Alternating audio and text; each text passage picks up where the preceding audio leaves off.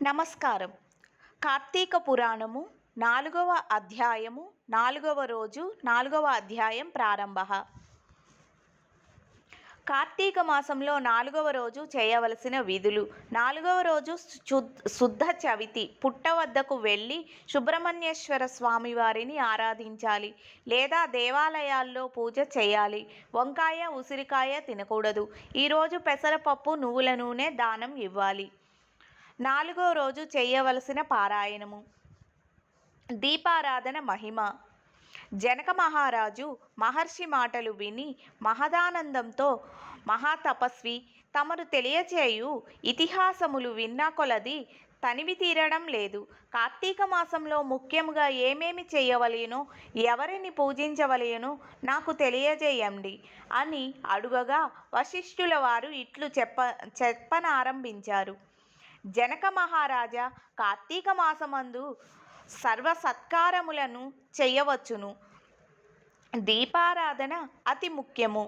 శివకేశవుల ప్రీతి కొరకు శివాలయముకు కానీ విష్ణు ఆలయమునకు కానీ దీపారాధన చేయవచ్చును. సూర్యాస్తమయంలో శివకేశవుల సన్నిధిలో ఆవు నేతితో కానీ, కొబ్బరి నూనెతో కానీ, విప్ప నూనెతో కానీ, ఆముదంతో కానీ దీపారాధన చేయవచ్చు. దీపారాధన ఏ నూనెతో చేసినాను మిగిలిన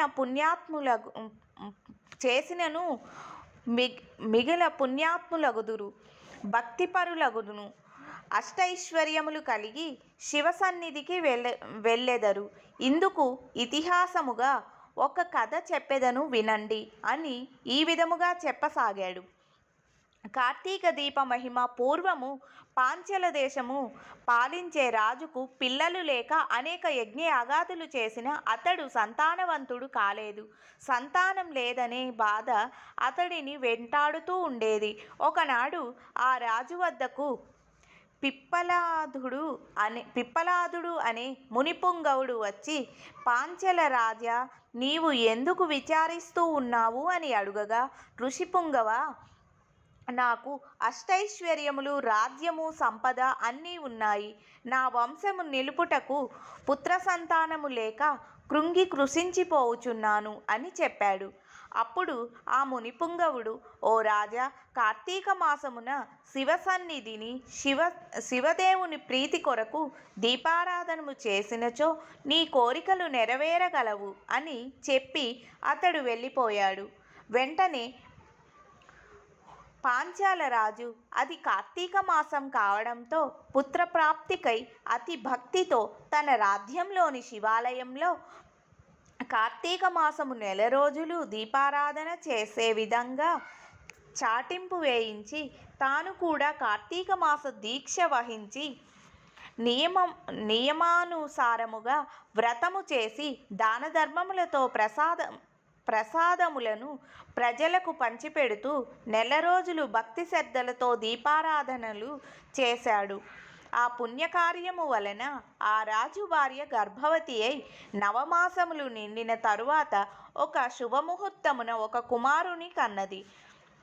రాజదంపతులు ఎంతో సంతోషించి తన దేశమంతటా పుత్రోత్సాహములు చేయించి బ్రాహ్మణులకు దానధర్మములు చేసి ఆ బాలునికి శత్రాజిత్తు అనే నామకరణము చేసి అల్లారు ముద్దుగా పెంచుచుండిరి. రాకుమారుడు శత్రాజిత్తు దినదిన ప్రవర్ధమానుడై అన్ని శాస్త్రములు, ధనుర్విద్య, కత్తిసాము మొదలైన అన్ని విద్యలు నేర్చుకొనెను. కానీ యవ్వన దశలో దుష్టుల సావాసము చేతను తల్లిదండ్రుల గారాబము చేతను తన కంటికి నచ్చిన స్త్రీలను బలాత్కరించి ఎదిరించిన వారిని దండిస్తూ తన కామవాంఛలు యథేచ్ఛగా తీర్చుకొనుచుండెను. తండ్రిదండ్రులు కూడా తమకు లేక కలిగిన కుమారులని ఎడల చూచి చూడనట్లు, విననట్లు ఉన్నారు.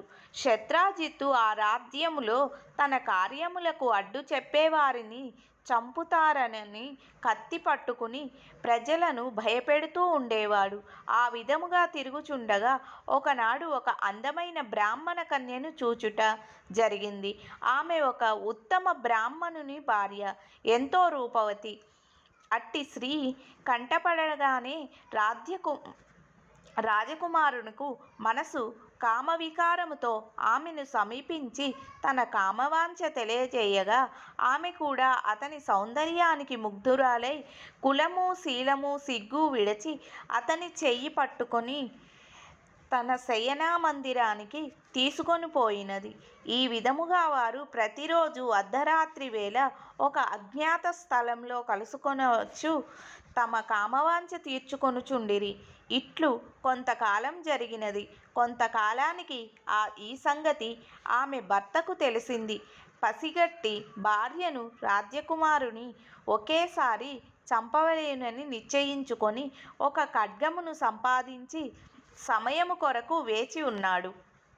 ఒకరోజు ఆ ప్రేమికులు ఇరువురు ఒక శివాలయమున కలుసుకోవాలని నిర్ణయించుకున్నారు. ఎవరికి వారు విడివిడిగా అచ్చటికి బయలుదేరారు. ఈ సంగతి పసిగట్టిన ఆమె భర్త అంతకు ముందే కత్తితో సహా బయలుదేరి గర్భగుడిలో దాగి ఉన్నాడు. ఆ కామకులు ఇరువురును గుడిలోనికి రాగా ఆ గది మొత్తము చీకటిగా ఉన్నది. దీపము ఉంటే బాగుండును కదా అని రాకుమారుడు అనగా ఆమె తన పైట చెంగును చించి అక్కడ ఉన్న ఆముదపు ప్రమిదలో ముంచి దీపమును వెలిగించినది. అదే అదనుగా ఆమె భర్త తనతో తెచ్చుకున్న కత్తితో ఒక్క వేటుతో తన భార్యను రాజకుమారుని ఖండించి తను కూడా పొడుచుకుని శివలింగము ముందు పడి మరణించాడు. వారి పుణ్యం కొద్దీ ఆ రోజు కార్తీక శుద్ధ పౌర్ణమి సోమవారము అగుట వలన వారిని తీసుకొని పోవుటకు శివదూతలు యమదూతలు వచ్చారు. యమభటులు బ్రాహ్మణుని ఈడ్చుకొని తీసుకొని పోవుచున్నారు.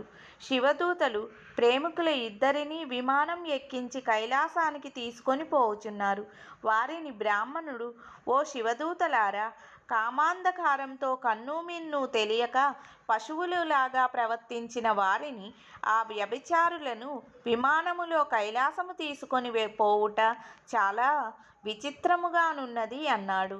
అంతటా యమకింకరులు, ఓ బ్రాహ్మణోత్తమ, వారు ఎంతటి నీచులైన ఈ పవిత్ర దినమున అనగా కార్తీక పౌర్ణమి సోమవారము రోజున తెలిసో తెలియకో శివాలయంలో శివుని సన్నిధిలో దీపం వెలిగించుట వలన అప్పటి వరకు వారు చేసిన పాపములన్నీయూ నశించిపోయినవి కనుక వారిని కైలాసమునకు తీసుకొని పోవుచున్నాము.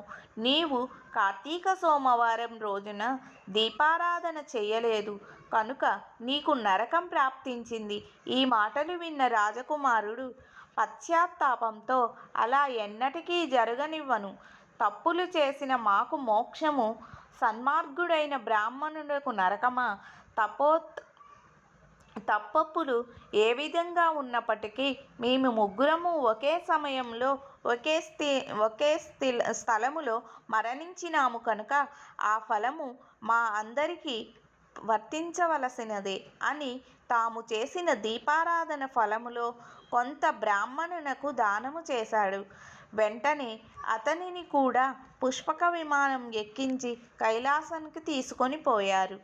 జనక మహారాజా, వింటివి కదా, శివాలయంలో దీపారాధన చేయుట వలన ఆ ప్రేమికులు చేసిన పాపములు పోవుటయేగాక కైలాస ప్రాప్తి కూడా కలిగినది.